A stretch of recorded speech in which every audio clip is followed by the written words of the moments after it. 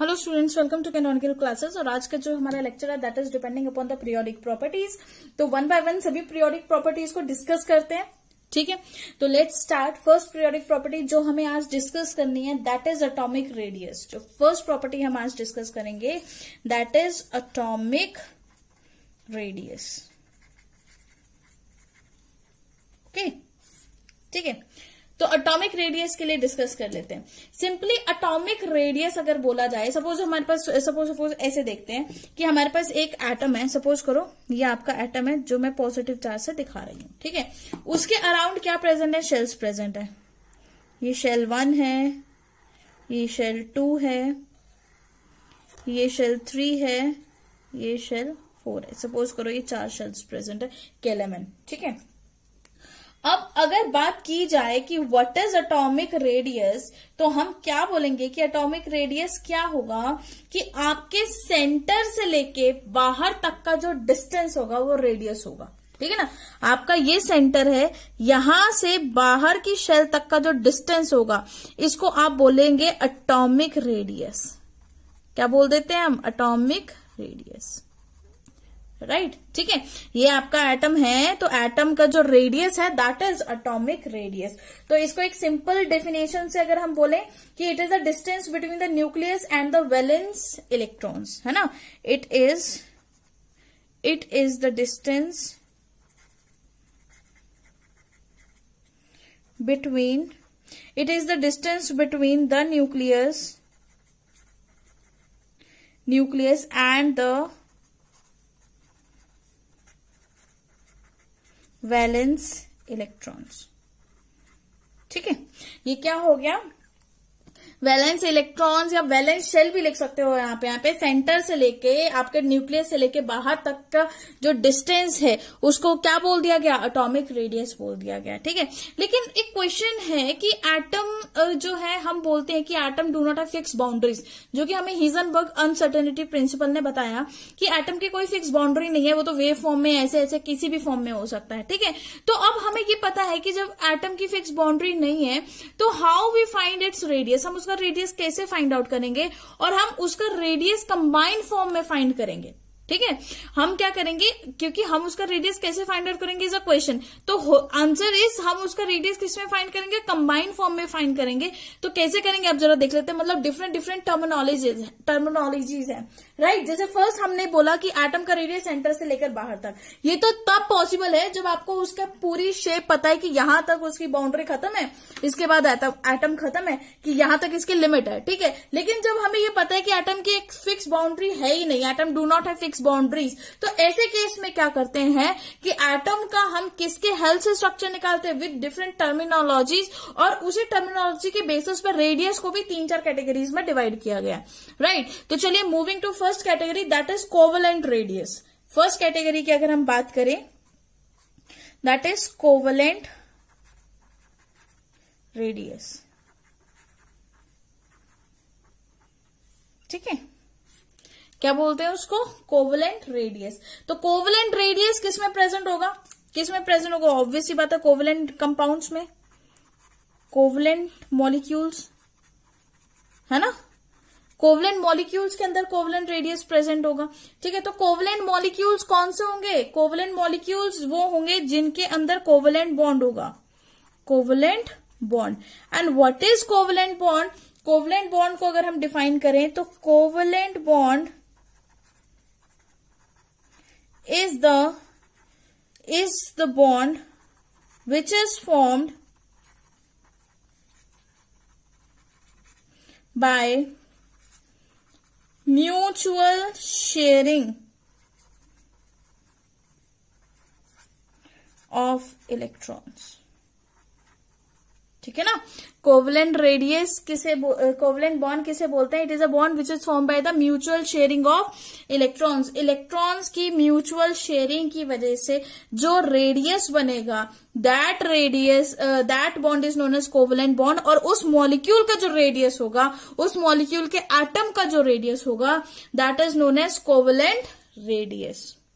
For example O2 का molecule N2, Cl2, F2, Br2 etcetera, ये जितने भी मॉलिक्यूल्स है ये कोवेलेंटली बॉन्डेड है एक दूसरे के साथ और इनके रेडियस को क्या बोला जाता है, कोवेलेंट रेडियस बोला जाता है। ठीक है, फॉर एग्जाम्पल हम एक क्लोरीन का एग्जांपल ले लेते हैं। सपोज करिए क्लोरीन है और क्लोरीन के वैलेंस इलेक्ट्रॉन क्या होते हैं, 7। ठीक है, तो जरा ड्रॉ करते हैं वैलेंस इलेक्ट्रॉन 1 2 3 4 5 6, एक यहाँ पे ड्रॉ कर देते हैं 7, राइट। तो Cl2 है तो दूसरा क्लोरीन भी उठा लो यहाँ से, उसी तरह से यहाँ पे भी Cl 1 2 3 4 5 6 7। ठीक है, अब क्लोरीन को अपना ऑक्टेट कंप्लीट करने के लिए एक इलेक्ट्रॉन की जरूरत है। अब क्योंकि ये मेटल्स तो है नहीं जो इलेक्ट्रॉन लूज कर दे, ये लूज कर दे और ये गेन कर ले, या ये लूज कर दे और ये गेन कर ले, ऐसा तो पॉसिबल नहीं हो सकता। और अगर लूज भी होगा तो भी स्टेबल नहीं हो पाएगा, तो 6 इलेक्ट्रॉन्स हो जाएंगे। ठीक है, तो ऐसे केस में क्या होता है, क्लोरीन क्या करता है, एक जुगाड़ लगाता है अपनी दूसरे क्लोरीन के साथ, वो उसे रिक्वेस्ट करेगा कि प्लीज तू मुझे अपना एक इलेक्ट्रॉन शेयर करने को दे दे।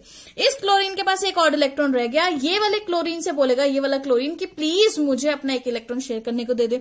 तो अगर ये क्लोरीन मान जाता है ये इलेक्ट्रॉन इसको देने को, तो इसके टोटल इलेक्ट्रॉन्स हो जाएंगे, वो कितने हो जाएंगे, 2 2 4 2 6 7 और 8, मतलब टोटल इलेक्ट्रॉन्स कितने हो जाएंगे, 8 इलेक्ट्रॉन्स। ठीक है, तो ये देखिए ये शेयर अगर हो रहा है तो ये हो जाएंगे उसके 8 इलेक्ट्रॉन्स। लेकिन अगर ये एक क्लोरीन मान रहा है तो ये भी तो मांगेगा बदले में, ये भी तो बोलेगा कि चल भाई मैंने तो तेरे को दे दिया, ठीक है, अब तू भी तो मेरे पे दया कर, मुझे भी पकड़ाओ।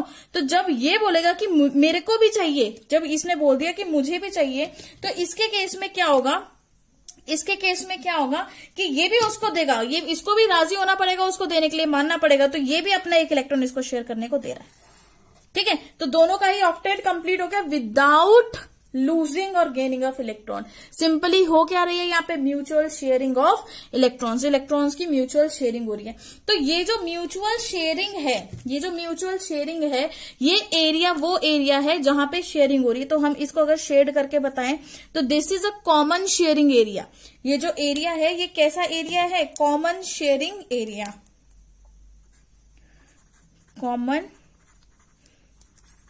Sharing area. ठीक है, इसे कॉमन शेयरिंग एरिया बोलेंगे। और इस एरिया के अंदर आपके इलेक्ट्रॉन्स क्या हो जाते हैं, पेयर अप हो जाते हैं और क्या बना लेते हैं, बॉन्ड बना लेते हैं, राइट। ठीक है, तो इसी चीज को सिंपली इस तरह से बॉन्ड की फॉर्मेशन होती है, किसके, कोवलेंट बॉन्ड की। तो अगर मैं यहाँ पे मॉलिक्यूल ड्रॉ करूं क्लोरीन का, तो सपोज करिए ये मेरा मॉलिक्यूल है क्लोरीन का, ठीक है, और ये मेरा मॉलिक्यूल है दूसरे क्लोरीन का, ये इन दोनों के सेंटर का न्यूक्लियस है, राइट, ये इन दोनों के सेंटर का न्यूक्लियस है। तो जो ये वाला एरिया है, दिस एरिया, ठीक है, ये जो एरिया है this is common sharing area, जो मैंने यहां पे इस तरह से ड्रॉ किया, उसको मैंने इस तरह से दिखा दिया, right, this is common sharing area. तो अब मेन जो चीज यहां पर निकल कर आती है वो ये है कि इन दोनों के बीच के, इन दोनों के, इसके सेंटर में भी न्यूक्लियस है, इसके सेंटर में भी न्यूक्लियस है, इन दोनों के सेंटर का न्यूक्लियस मतलब डिस्टेंस बिटवीन इंटर न्यूक्लियस। ठीक है, ये जो इन दोनों के सेंटर का जो डिस्टेंस है, यहां पे ड्रॉ करके देखें, ये जो इनके सेंटर का जो डिस्टेंस है, ठीक है, इसको सपोज करो ये मेरे पास है 198 पिकोमीटर। इन दोनों के सेंटर का जो डिस्टेंस है वो क्या है, कितना है, 198 पिकोमीटर। और इन दोनों के सेंटर के जो डिस्टेंस है, उस सेंटर के डिस्टेंस को क्या बोला जाता है, internuclear distance, internuclear distance. ठीक है, this distance is known as internuclear distance. और इसी को भी बोला जाता है बॉन्ड लेंथ। क्या बोला जाता है, इसको बॉन्ड लेंथ भी बोला जाता है, क्योंकि इन दोनों के बीच में बन गया बॉन्ड। एक बॉन्ड का मतलब 2 इलेक्ट्रॉन, 2 इलेक्ट्रॉन की शेयरिंग हो रही है, इस तरह से बॉन्ड बनेगा, एक इलेक्ट्रॉन ये, एक इलेक्ट्रॉन ये। ठीक है, तो यहां पर भी इस तरह से बॉन्ड बनेगा इस कॉमन शेयरिंग एरिया में। तो इन दोनों के बीच में क्या बन गया, बॉन्ड बन गया, राइट। ठीक है, दोनों न्यूक्लियस के इनके बीच में क्या बन गया, बॉन्ड। अब देखो ये जो बॉन्ड लेंथ है, ठीक है, ये जो टोटल बॉन्ड की जो लेंथ है, इसको क्या कर देना है, आपने हाफ कर देना है। तो आपके पास एक क्लोरीन का आ जाएगा, आएगा कि नहीं आएगा। ठीक है, तो हम सिंपली अगर हम बोलें कि अगर हमें क्या करना है कि इंटर न्यूक्लियर डिस्टेंस को हाफ कर दे, तो आपके पास रेडियस फाइंड आउट होके आ जाएगा। तो रेडियस को अगर मैं लिखूं तो हम कैसे लिख सकते हैं, radius is equal to internuclear distance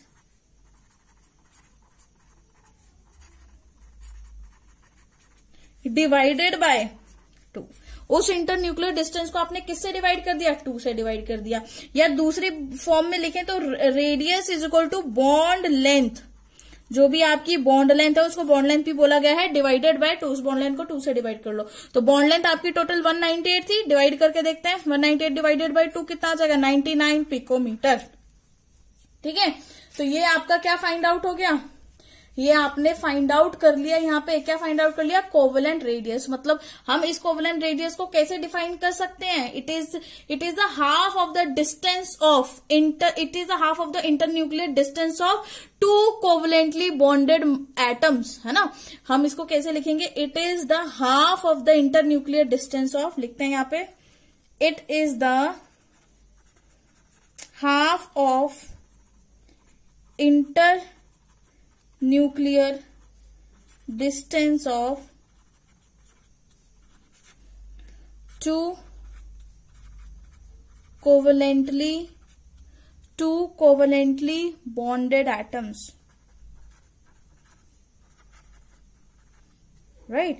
It is the half of internuclear distance of 2 covalently bonded atoms। दो covalently bonded atoms हैं, उनका जो हाफ इंटरन्यूक्लियर डिस्टेंस आपने कर दिया, that is known as radius. और उस रेडियस को आप क्या बोलेंगे, एक एटम का रेडियस आप फाइंड आउट कर लेंगे, that is covalent radius. Okay, next is metallic radius. देखिए last that was covalent radius, जो कि हमने बोला था कि कोवेलेंटली बॉन्डेड मॉलिक्यूल्स। और कोवेलेंटली बॉन्डेड मॉलिक्यूल्स कौन से होते हैं, स्पेशली आपके नॉन मेटल्स ही रहते हैं, ठीक है, ज्यादातर, राइट। तो अब हमारे पास आ गया मेटालिक रेडियस। तो अगर वो नॉन मेटल्स बनाते हैं तो ये कौन बनाएंगे, मेटल्स बनाएंगे, मतलब जो कि मेटल्स के अंदर प्रेजेंट होगा, ठीक है। तो इसको अगर हमें डिफाइन करना होगा तो हम इसको कैसे डिफाइन करेंगे, it is the half of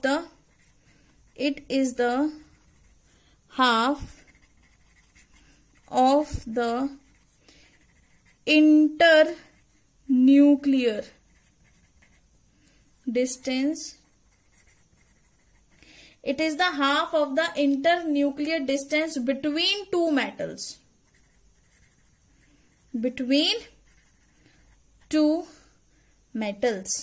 दो मेटल्स के बीच का जो इंटरन्यूक्लियर डिस्टेंस है उसको क्या बोला जाएगा, कॉल्ड एज मेटालिक रेडियस।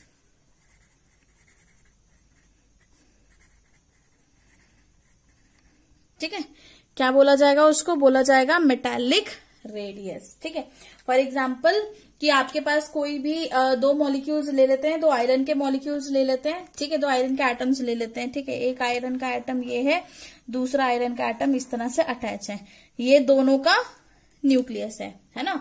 अब ये अगर दोनों का न्यूक्लियस है, इन दोनों के न्यूक्लियस के बीच का distance is internuclear distance, right. और इस इंटरन्यूक्लियर डिस्टेंस को अगर मैं डिनोट कर दूं डी के साथ, डी मान लो इसको, तो यहां पे अगर मुझे रेडियस फाइंड आउट करना होगा इस सब्सटेंस का, तो मैं रेडियस कैसे फाइंड आउट करूंगी, मैं क्या बोल दूंगी, radius is equal to half of internuclear distance.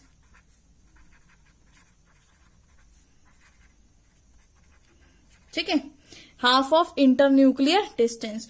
और अगर रेडियस हाफ हो जाएगा इंटरन्यूक्लियर डिस्टेंस का, तो मतलब डी का भी हाफ होगा, मतलब बॉन्ड लेंथ का भी हाफ होगा। तो इसको d/2 भी लिख सकते हैं, या फिर बॉन्ड लेंथ अपॉन 2 भी लिख सकते हैं, बॉन्ड लेंथ डिवाइडेड बाय 2। ठीक है, radius is equal to bond length divided by, किससे डिवाइड कर देना आपने, 2 से कर देना है, राइट। तो ये था आपका सिंपल मेटालिक रेडियस। उसी तरह से अगर दो कॉपर के बीच में, दो आयरन के बीच में, दो सोडियम एटम्स के बीच में, मतलब किसी भी दो मेटल के एटम्स के बीच में अगर आप रेडियस फाइंड आउट कर रहे हो, तो आप उस रेडियस को क्या बोलोगे, मेटालिक रेडियस बोलोगे। ठीक है, ये तो सिंपली था आपका मेटालिक रेडियस। मतलब फर्स्ट हमने रेडियस फाइंड आउट किया नॉन मेटल्स के बीच में, सेकंड आपने रेडियस फाइंड आउट किया ये वाला, that is in between the metals. अब आपके पास कुछ ऐसे भी मॉलिक्यूल्स होते हैं या एटम्स होते हैं जो एक दूसरे के साथ रिएक्ट ही नहीं करते, है ना। उन दोनों के बीच में तो बॉन्ड था, राइट, यहाँ पर मेटालिक बॉन्ड है, वहां पर कोवेलेंट बॉन्ड था। लेकिन कुछ ऐसे मेटल्स जिनके बीच में बॉन्ड ही नहीं बनता, ठीक है, राइट, जैसे कि मतलब आपके जैसे हीलियम, नियोन, ये गैसेस है, नोबल गैसेस, इनके बीच में कोई भी बॉन्ड नहीं रहता। तो इनका रेडियस हम कैसे फाइंड आउट करते हैं, जरा उनके बारे में भी डिस्कस कर लेते हैं। तो moving to van der Waals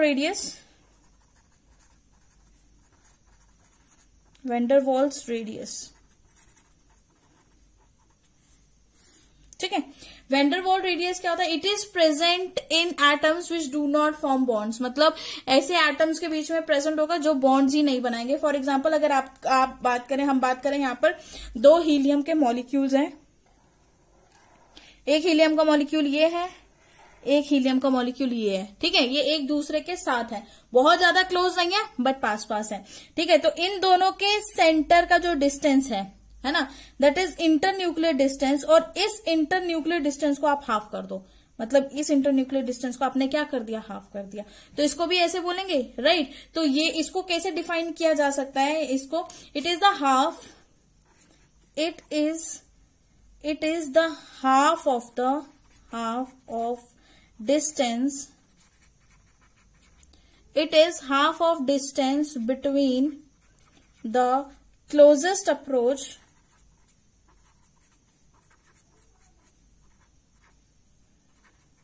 it is the half of the distance between closest approach of two non-bonded atoms,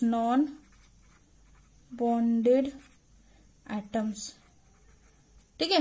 दो नॉन बॉन्डेड एटम्स के बीच का जो क्लोजेस्ट अप्रोच है, उसका जो हाफ डिस्टेंस है, उसको क्या बोल दिया गया, रेडियस बोल दिया गया। तो इसका रेडियस भी आर अगर आपको फाइंड आउट करना है तो r is equal to internuclear distance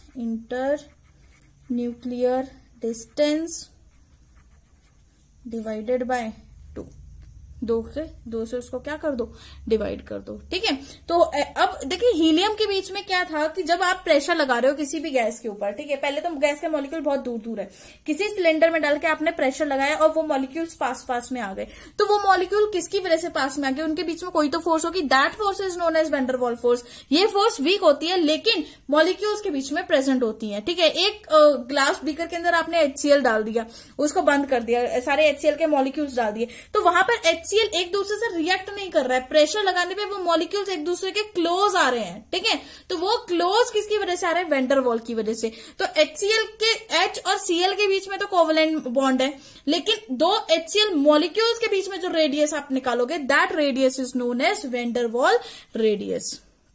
और वहीं पे अगर हम बात करें कि हमसे पूछा जाए कि सबसे छोटा रेडियस कौन सा होता है, इन सभी में सबसे छोटा रेडियस कौन सा होता है, तो आपने याद रखना है कि जिसके अंदर ओवरलैपिंग हो रही है, that radius is the smallest one, ठीक है। उसके बाद metallic radius and large one is the van der Waal radius, क्योंकि उनके बीच में पहले से ही काफी डिस्टेंस होगा, ठीक है। तो देखिए सबसे छोटा होगा आपका कोवेलेंट रेडियस, क्यों होगा, क्योंकि ओवरलैपिंग हो रही है इसके बीच में। उसके बाद आप डालेंगे मेटेलिक रेडियस, ये मीडियम है, मेटेलिक रेडियस, ठीक है। एंड सबसे bigger one is when der Waal radius, क्योंकि ये गैसेस के बीच में है और गैसेस के मॉलिक्यूल्स का साइज वैसे भी बहुत बड़ा होता है, ठीक है। तो ये क्या होता है, van der Waal radius. Gases molecules मतलब जो आपकी नोबल गैसेस है, मैं उनकी बात कर रही हूँ, उनका साइज वैसे भी सबसे बड़ा होता है क्योंकि वो आपके पीरियड में सबसे एंड वाले ग्रुप में है, maximum shells with maximum number of electrons, ठीक है। तो इसीलिए नोबल गैसेस जो है साइज बड़ा होने की वजह से उनका रेडियस बड़ा है, कोवेलेंट में ओवरलैपिंग हो रही है तो उनका रेडियस छोटा है, बीच में बच गया मेटालिक आपका, राइट।